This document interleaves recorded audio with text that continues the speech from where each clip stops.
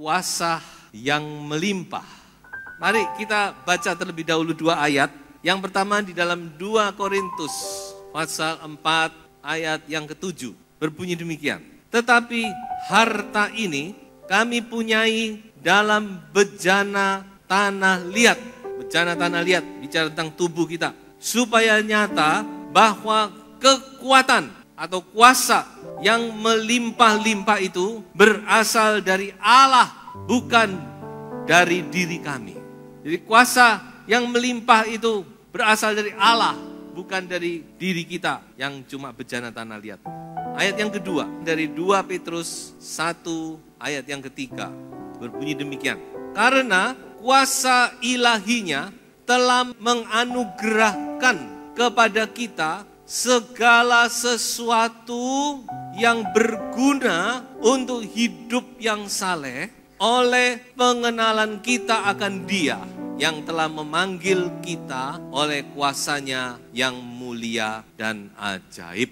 Nah, kalau 2 ayat ini saya gabungkan dan saya simpulkan, maka ada beberapa kesimpulan.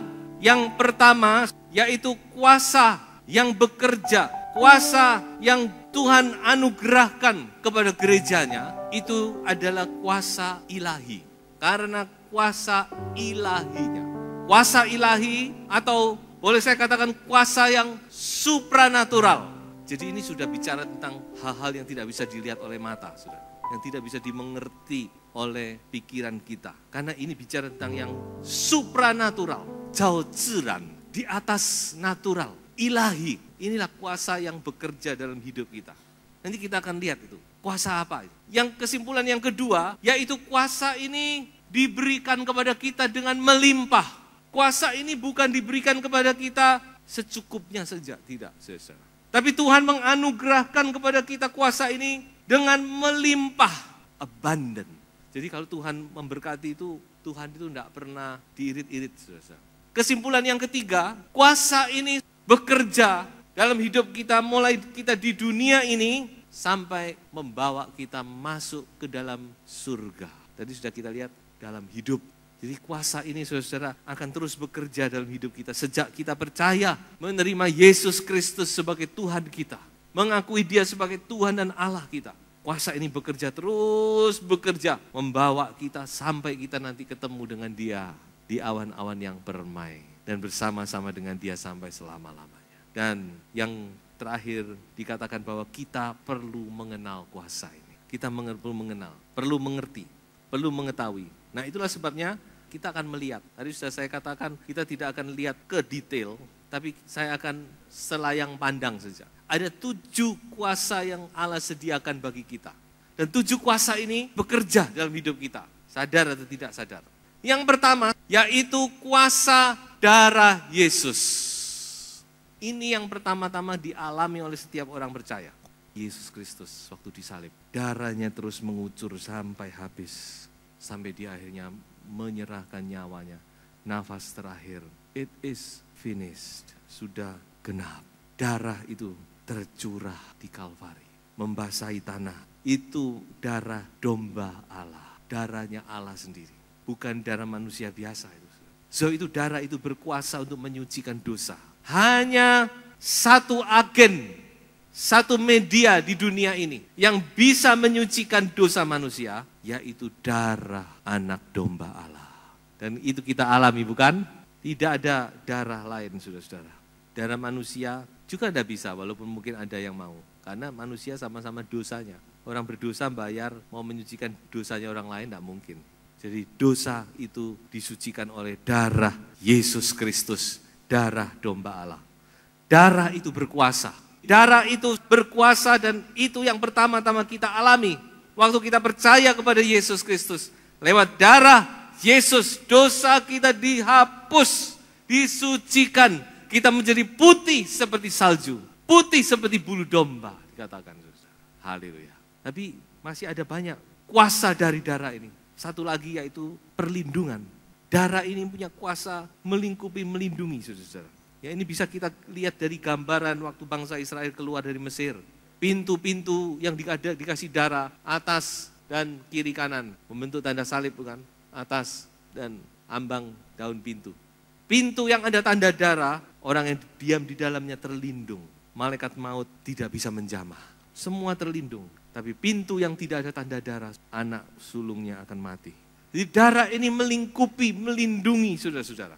Sehingga di dalam Yohanes dikatakan, kita dilindungi oleh Yesus Kristus. Sehingga si jahat tidak bisa menjamah.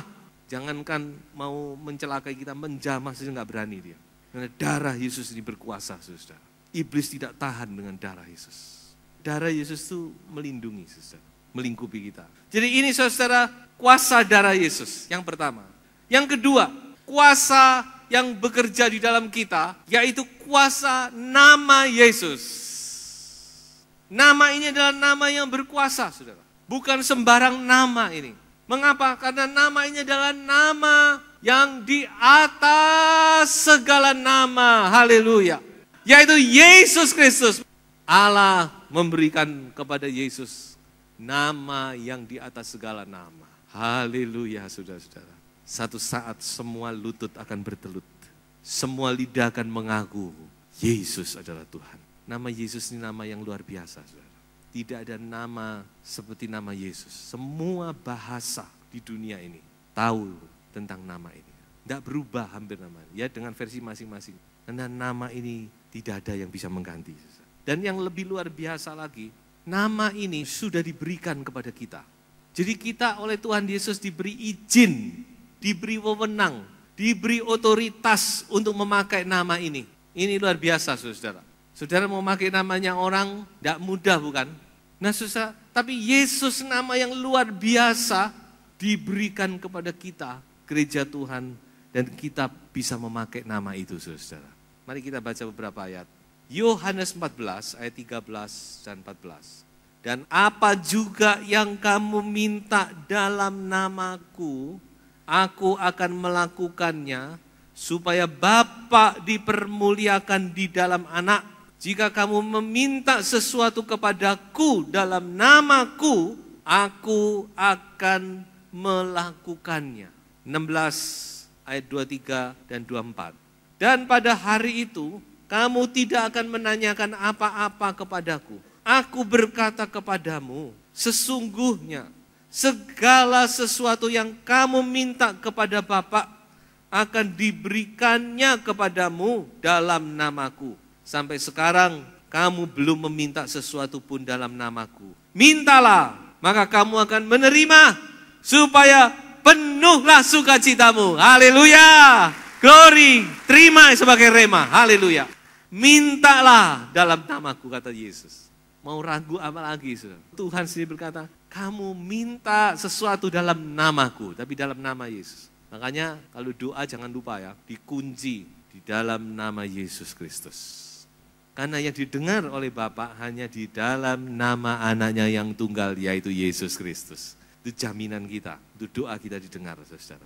So itu Amsal berkata apa? Ayat terakhir dari bagian ini, Amsal 18 ayat 10. Dikatakan orang benar itu, dia selalu lari kepada nama itu. Nama Tuhan adalah menara yang kuat. Kesanalah orang benar berlari dan ia menjadi selamat. Haleluya. Larilah kepada nama Yesus. Jangan lari kepada nama-nama yang lain, saudara-saudara. Tidak bisa menolong. Hanya nama Yesus yang bisa menolong kita, saudara. Yang ketiga, kuasa doa. Kuasa doa itu luar biasa. Kuasa doa itu bisa mengubah segala perkara. Kuasa doa itu bisa membuka tirai-tirai besi. Kuasa doa itu bisa mengubah jalannya sejarah. Haleluya, saudara-saudara. Kuasa doa itu bisa memberhentikan matahari dan bulan. Yosua berkata, matahari berhenti, bulan berhenti. Berhenti. Mengapa? Doa itu luar biasa. Karena yang menjawab doa adalah Allah yang hidup, Allah semesta alam. Haleluya. Allah yang tidak terbatas kuasanya. Kepadanya lah kita berdoa. Dan dialah yang menjawab doa-doa kita. Sebab itu saudara-saudara jangan ragu-ragu, jangan bimbang. Saudara mungkin berkata, saya sudah berdoa sekian lama, kok belum dijawab. Saudara jangan bimbang, jangan putus asa. Yesus Kristus juga berkata, berdoa terus sampai menerima jawaban, saudara-saudara. Karena Allah adalah Allah yang menjawab doa. Jadi luar biasa doa itu.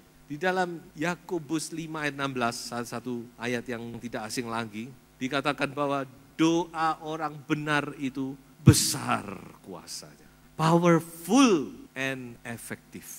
Jadi doa itu powerful, berkuasa, dan sangat efektif. Jangan jemu-jemu berdoa. Jangan putus asa untuk berdoa. Berdoalah dan Tuhan akan menyatakan kuasanya. Ini adalah dasar, bukan? Dasar hubungan kita dengan Tuhan. Orang bilang doanya adalah nafas hidup orang percaya. Nah, yang keempat sekarang, kuasa firman. Firman Tuhan itu berkuasa. Firman ini adalah dasar dari doa kita. Jadi saudara-saudara, saudara berdoa dasarnya di sini. Doamu kalau mau efektif, kuat, saudara harus punya dasar firman. Yang paling baik, saudara pegang firman, pegang janji Tuhan. Ini penting, saudara. Doa yang paling efektif, yaitu kalau saudara pegang janji Tuhan. Jadi Tuhan senang kalau kita ingatkan, Tuhan engkau berjanji, genapkan janjimu itu Tuhan. Jadi doa saudara ada dasarnya. Nah, firman Tuhan inilah dasar doa kita. Firman Tuhan ini luar biasa, saudara. Firman Tuhan ini tidak pernah gagal dikatakan. Firman Tuhan tidak pernah kembali dengan sia-sia. Janji Tuhan itu ya dan amin. Jadi firman Tuhan ini saudara-saudara luar biasa. Saya akan tunjukkan satu ayat yang saya sangat terkesan, yaitu di dalam Lukas pasal 1 ayat 37, tapi di dalam bahasa Mandarin. Kalau dalam bahasa Indonesia kan sebab bagi Allah tidak ada yang mustahil. Tapi di dalam bahasa Mandarin, ayat ini berkata demikian, Inwei Cui Shen de Hua, Meiou Yi Ji Hu Dai Neng Li. Jadi artinya itu perkataan Allah tidak ada satu kata pun yang tidak mengandung kuasa. Ini perkataan dari malaikat kepada Maria. Perkataan Tuhan ini, saudara, firman Tuhan ini tidak ada satu kata pun, satu kalimat pun yang tidak mengandung kuasa di dalamnya. So itu saudara, ayo kita kembali kepada firman. Ya, kerinduanmu, ketekunanmu, kembalikan saudara. Baca firman Tuhan, kembalikan. Firman itu luar biasa saudara.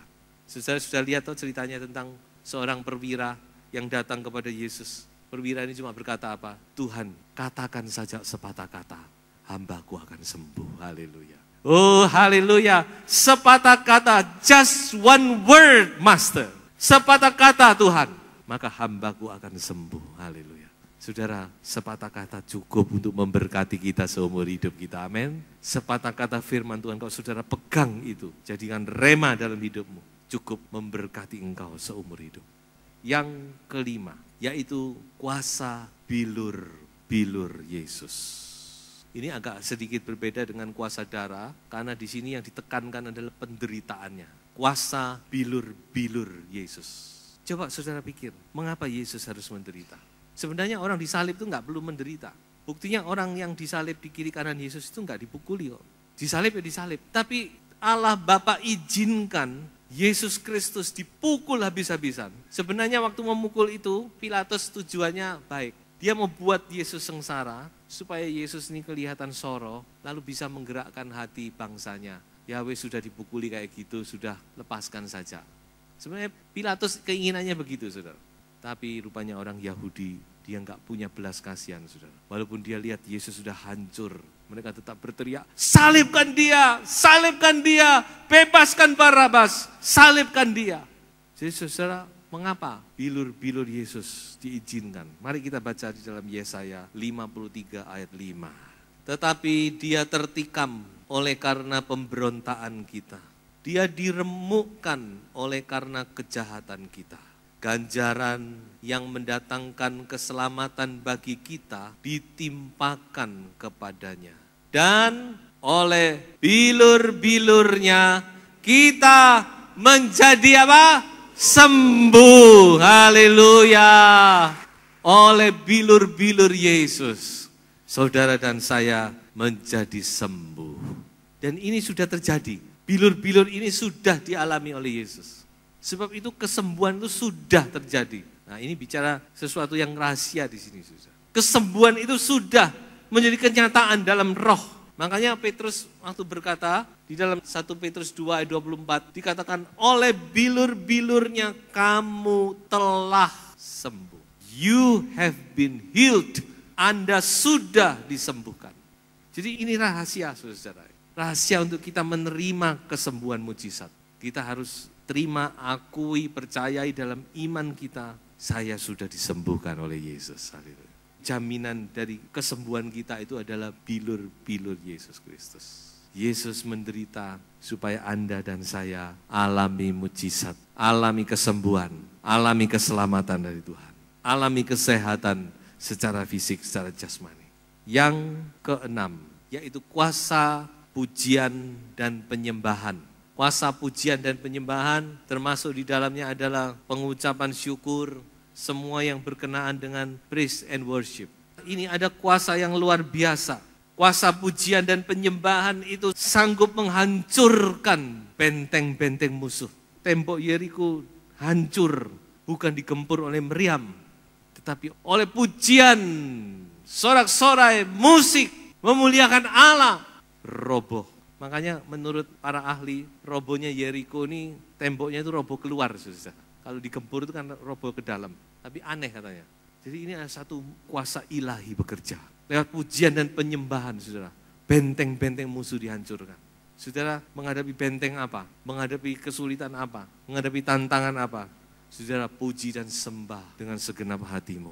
Jika engkau ada di rumah Tuhan, jangan sia-siakan kesempatan itu. Kesempatan yang luar biasa bukan?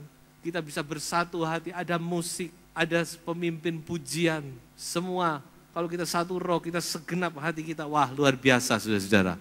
Oh roh Allah akan turun, tahta Allah bertahta di atas puji-pujian. Puasa pujian itu bisa menghancurkan belenggu. Paulus dan Silas memuji Tuhan, belenggu terlepas. Gempa bumi yang aneh, gak rubuh, tapi belenggunya meretel saudara-saudara. Kuasa pujian membebaskan belenggu-belenggu, bebas. Tapi itu angkat pujian, sembah. Pujian itu dengan hati yang bebas, bebaskan roh saudara, angkat hatimu, sembah Tuhanmu. Maka belenggu-belenggu itu akan terlepas saudara. Ikatan-ikatan, belenggu kesusahan, belenggu sakit penyakit, berbagai macam belenggu. Manusia ini banyak belenggu saudara, banyak tidak bebas.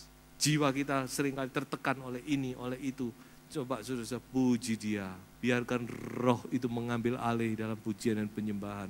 Maka engkau akan alami kebebasan saudara-saudara. Terlepas semuanya, dan engkau akan alami sukacita surga. Kuasa pujian membawa kemenangan. Raja Yosafat melawan musuh dengan barisan pemuji. Barisan pemuji memuji Tuhan. Musuh tidak perlu perang, mereka hancur sendiri. Luar biasa bukan ini? So itu sudah dalam peperangan rohani, saudara pakai kuasa ini. Kalau saudara sampai satu saat sudah tidak tahu bagaimana harus berdoa, saudara mulai memuji Tuhan, puji Dia, haleluya, angkat hatimu, puji Dia, maka engkau akan alami kuasa Tuhan bekerja. Dan yang terakhir adalah last but not least, yaitu kuasa Roh Kudus, saudara-saudara, untuk mengunci semuanya ini. Kuasa Roh Kudus, merpati surga itu, itulah yang bekerja di tengah-tengah kita. Kuasa Roh Kudus, datanglah mengurapi kami. Saudara, pengurapan Roh Kudus itu sangat penting dalam doa, dalam pujian dan penyembahan. Yang paling penting adalah kita minta urapan Roh Kudus, saudara. Kalau urapan itu hadir, urapan itu mengurapi kita dengan sendirinya, segala sesuatu akan Tuhan selesaikan, saudara-saudara. Kalau urapan itu ada di tengah-tengah kita, maka segala kuasa, karunia, mujizat Allah akan dinyatakan. So itu kuasa Roh Kudus itu luar biasa. Roh Kudus inilah yang memimpin kita. Roh Kudus inilah yang menunjukkan jalan kita. Menguatkan, menghibur, memberkati kita. Memberikan kemenangan. Coba kita baca satu ayat, Mazmur 20 ayat 7-9. Orang ini memegahkan kereta dan orang itu memegahkan kuda. tetapi kita bermegah dalam nama Tuhan Allah kita. Mereka rebah dan jatuh, tetapi kita bangun, berdiri dan tetap tegak. Ayat 7. Sekarang aku tahu bahwa Tuhan memberi kemenangan kepada orang yang diurapinya dan menjawabnya dari sorganya yang kudus dengan kemenangan yang gilang gemilang oleh tangan kanannya.